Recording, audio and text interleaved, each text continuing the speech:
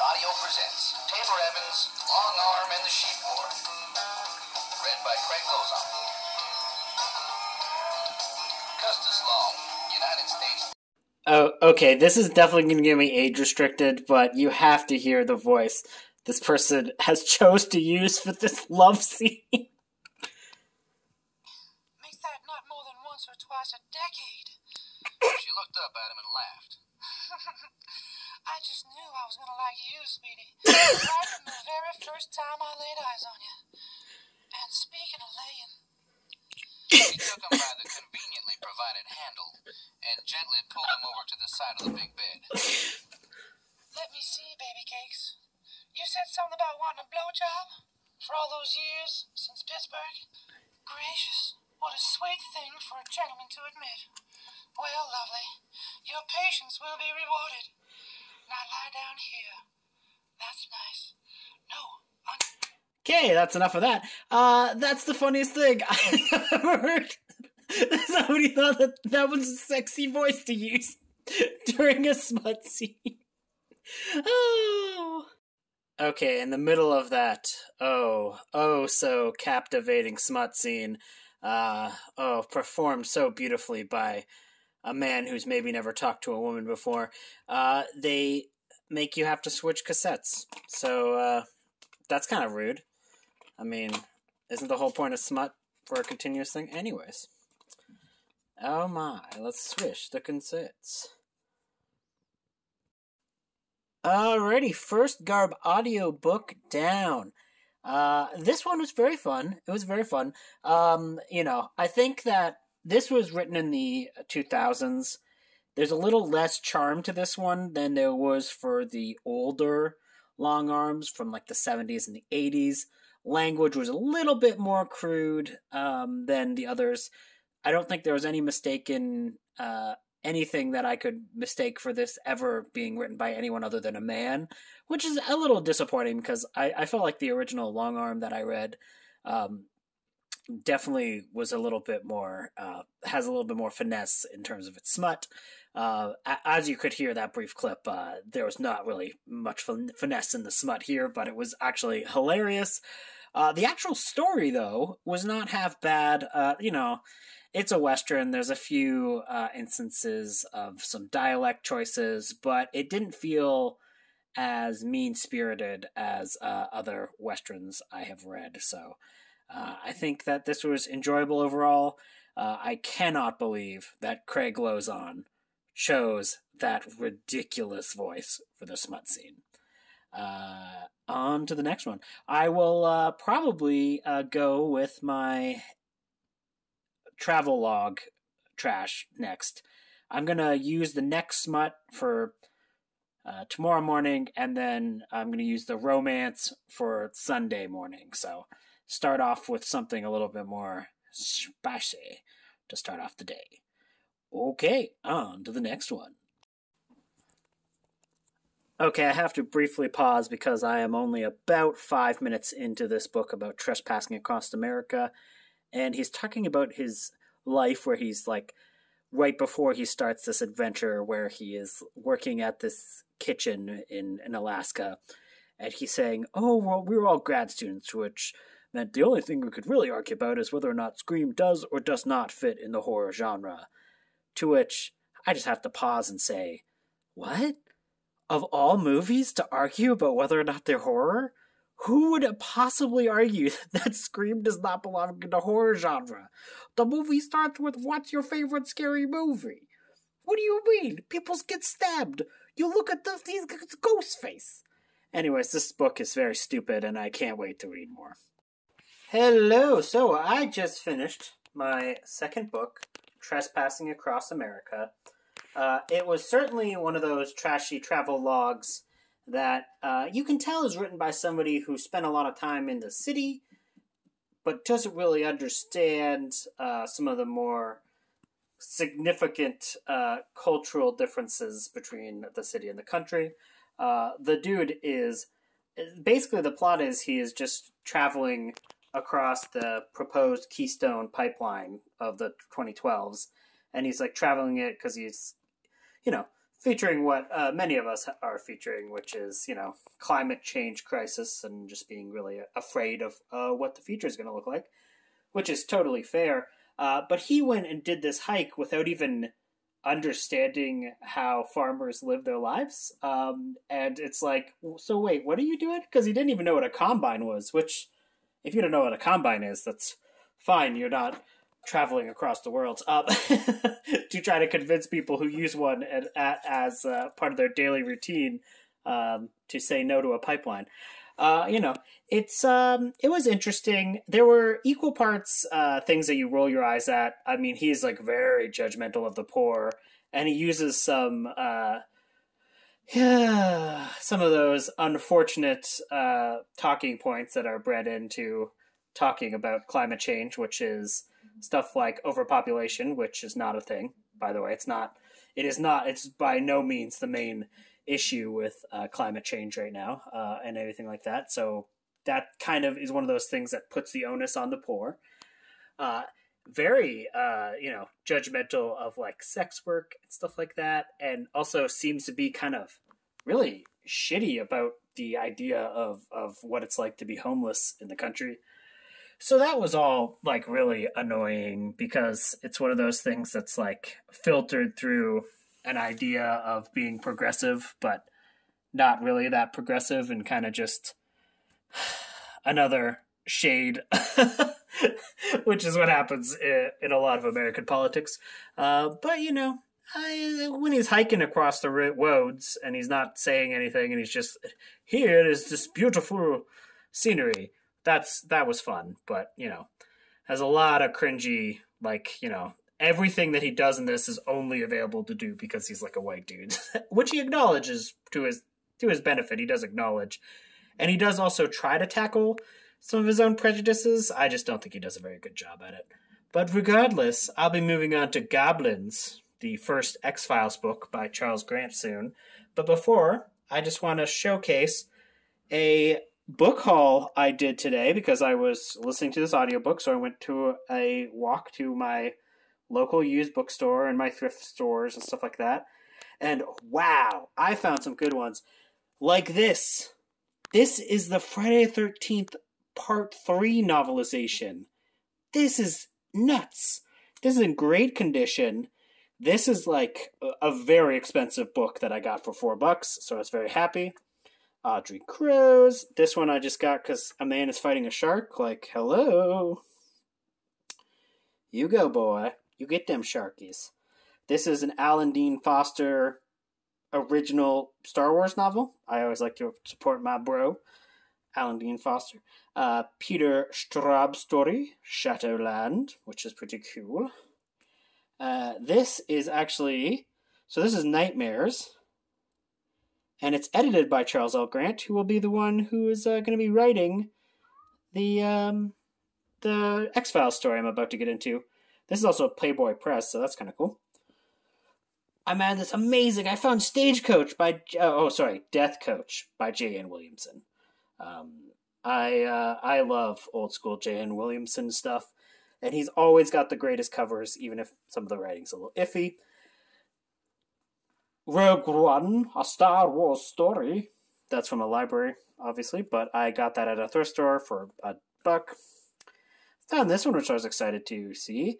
Bethany's Sin, which is an early Robert R. McCammon book, and it's got red tinted. I always love when the pages are red. One of my favorite things. And last but certainly not least, Alfred Hitchcock Presents Dates with Death, which is another one of these Alfred Hitchcock Presents short story collections. And I had to get this one because of Friday the 13th and Friday the 13th there. So now on to the next bit of trash.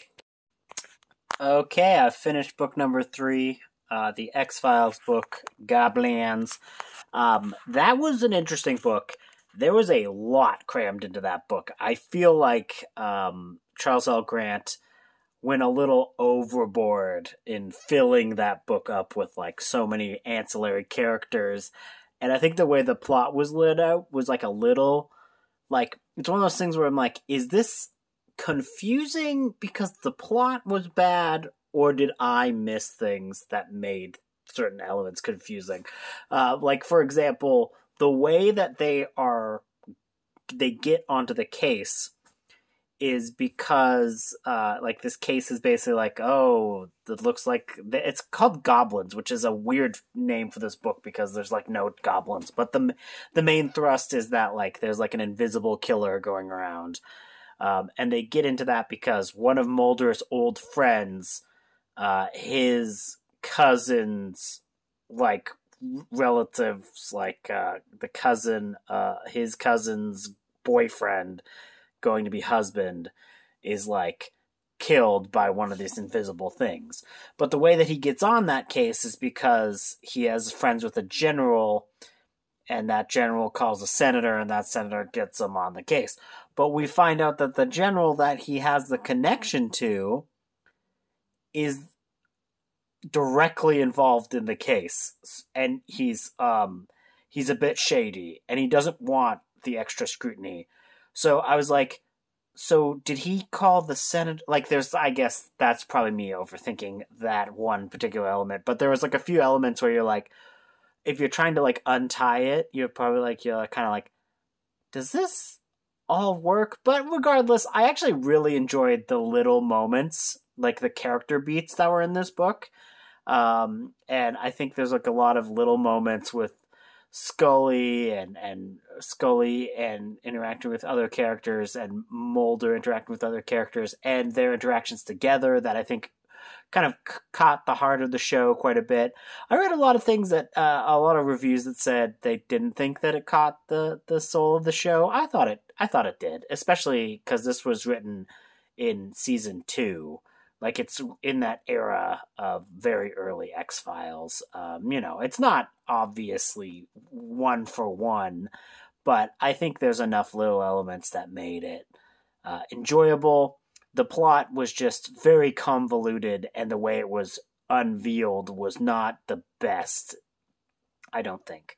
Overall, I enjoyed the book. It was a little bit ridiculous, but hey, I had a good time. I'm just going to go to bed and start fresh in Des Moines. And see you, Dan.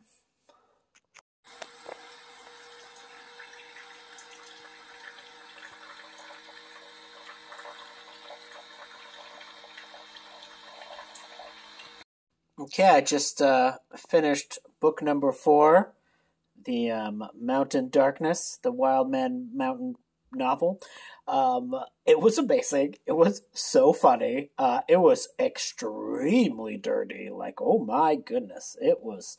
Oh man, it was a smut central in that place. I thought it was quite amazing, and there was some dialogue in it that made me laugh. Yeah, it's hard to describe it, but it's mostly just a throuple getting it on, with intercut with like scenes of people living normal life and trying to solve a murder. And at first, it seems like they solved all the murder and everything like super quick. And I was like, wait, you mean like this is the solution to the murder? We've never even seen any investigation. Like, what is going on here? But no, in the epilogue, it's revealed that they didn't actually catch the murderer. It's someone else going on. Sorry, I don't mean to spoil the throuple novel where they bone for 2 hours, then a lady works at a diner for the rest of it. But the killer is still out there, so I'm probably going to have to listen to the rest of the Mountain Man series, because I got to know who was the murderer. Why did they murder? What could possibly be going on? So probably tomorrow, I guess I'll probably start with another Mountain Man novel. So now I'm going to listen to the romance, Ninja at First Sight, after briefly hopping into the Criminality live stream happening right now.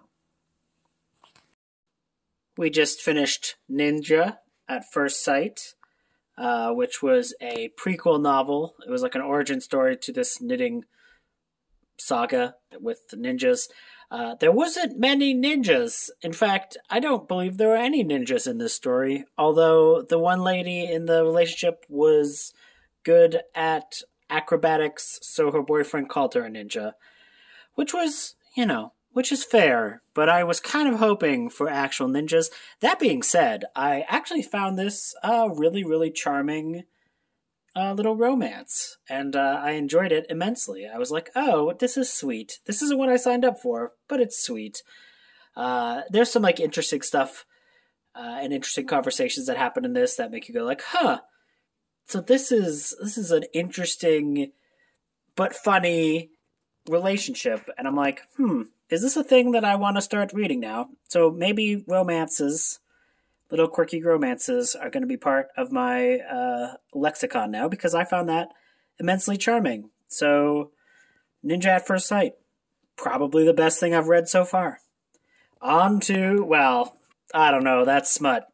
The morning smut was pretty great. On to something much less classy. I'm thinking. What are you thinking? Okay, if he goes this way, it'll be Predator. If he goes this, okay, he started going that way. I was gonna say that would be Warhammer. So we're going to Warhammer. Gazgul Thraka is next, thanks to Loomis's amazing decision making. But now he's like, I'm not going to do nothing. You're recording me. As soon as you press stop, I will start running. I'm evil. Hope you're having a good day. Okay, just finished up Gazgul Thraka, Prophet of Wang. And that was an amazing book. Honestly, I keep saying after the last few books I've read that, oh, this is my favorite of the batch of the books I've read. But so far, this is honestly probably my favorite of the batch of books I've read. It was very, very funny. And we also learned that the orcs in 40K go by they, them pronouns and are non-binary. So we all stan Gazgul Thraka, who is a amazing ally. Now I'm going to have a little bit of wine and probably end the night with good old Predator. Nami says it's bedtime. Don't you know me? She says, I'm trying to sleep. How dare you talk to me? Just finished Predators, Hunters, and Hunted, which honestly is such a better movie than the is such a better book than what it is a prequel to, because it is a prequel to the movie The Predator, which is a terrible movie, which is really bad. Even the novelization is bad. And I think that the prequel novel is clearly based off of an earlier script, and that makes it all the more interesting and all the more better, I would say. Like, it's just a better story than anything you would get in the movie, which I think is like the pinnacle of what trash is at its best, is that it's like creating good art out of things that should probably not have anything interesting or good involved. Like, who would have expected that a movie prequel novel that only exists to hype up a movie is 20 times better than the movie itself? But yeah, no, that's what I think it is. That was a reread. It probably will be the only. Well, actually, no, because there'll be one more reread in this insane weekend.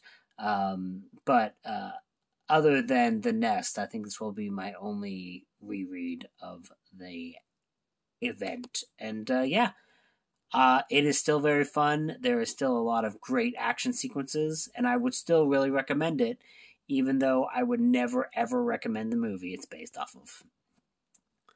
Have a good night from me and Wisty.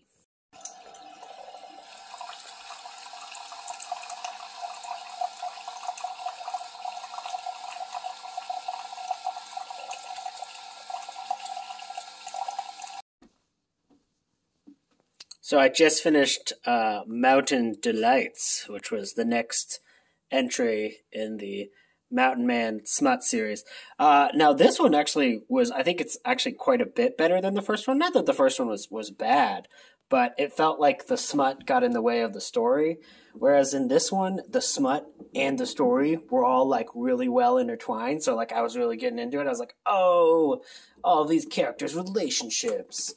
Oh my goodness! I hope he finds out why his dad admitted to a murder he didn't commit. Oh my gosh! And then there's like the ski instructor, and she's like, "Oh, I got injured doing skiing, and I'm just trying to escape with this throuple." Anyways.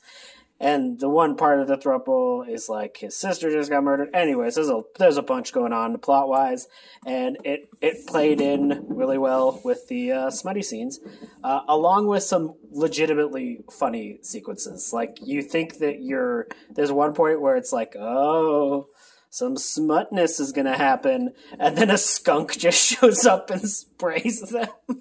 And it just completely derails the scene. So I don't know. I thought this one was kind of more akin to like a really fun, silly Riverdale episode.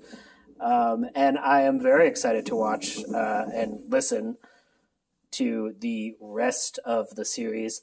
I'm not going to do that today, though. I'm going to hit to the nest, and then I'm going to read a comic book with my eyes, the only GarbAugust thing I've read with my eyes, to end the events. Just because the nest is a little bit longer. It's like, I think it'll probably end up being like 8 hours, like for a listen.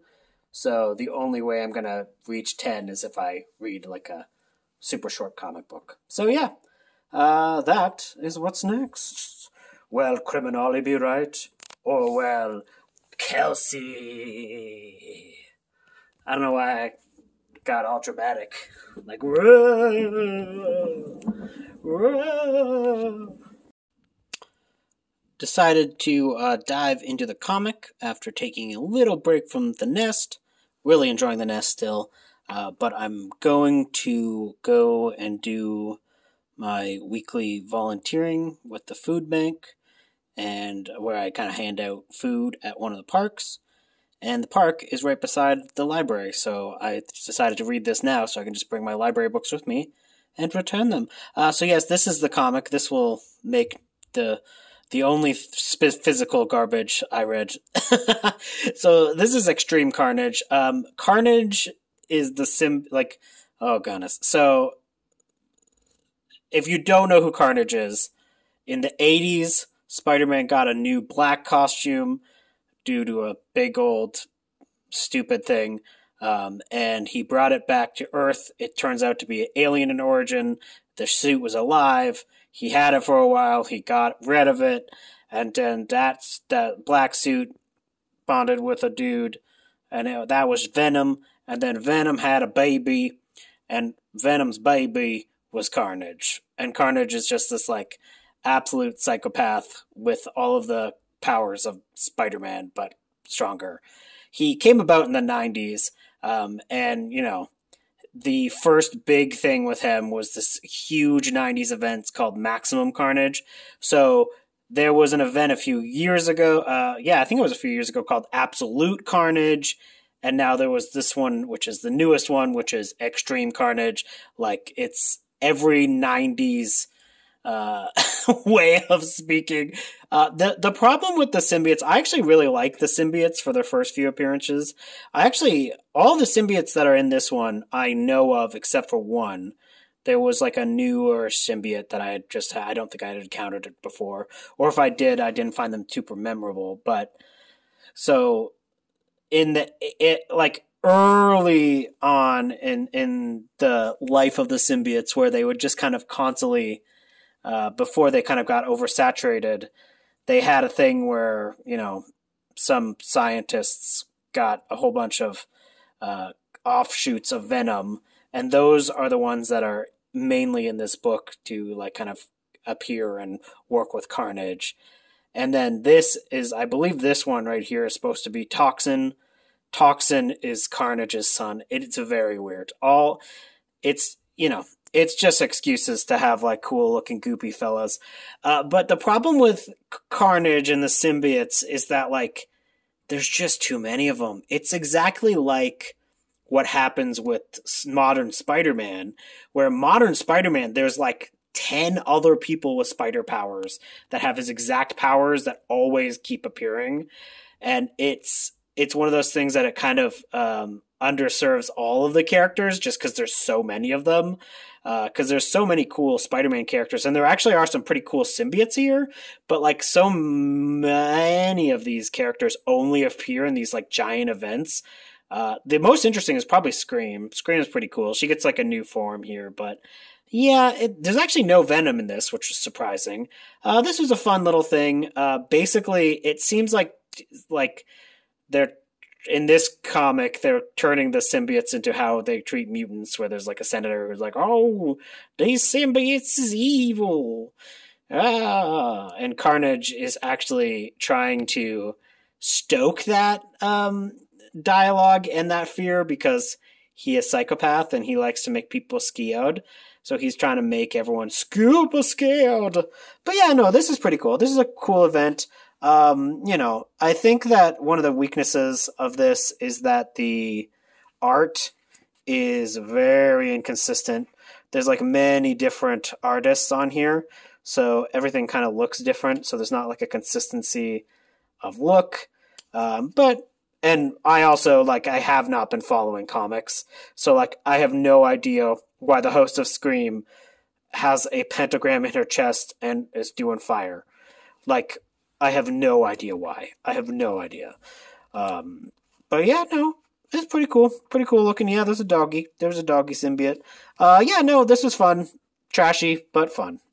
Now I am off to do my volunteering and then finish the nest to complete this vlog. I did it. It's over. We made it. Finished my last GarbAudio book. 9 GarbAudio books in all. Wisteria is super impressed. Look at this. She is oh my goodness, the regality. And 1 trashy graphic novel. So, yeah. This was a very fun weekend. I just want to thank Criminale, 1, for creating this event, and 2, for giving me this great gift of a pink Walkman, because now I have a new thing to collect, and it's going to be the death of me, but I'm going to start collecting cassettes, because it's I don't need another thing to take all my money and time. Oh well, but yes, thank you for putting on such a fun event, and, there's just one thing left to say. Criminale was totally wrong about the nest. That book rocks. Bye!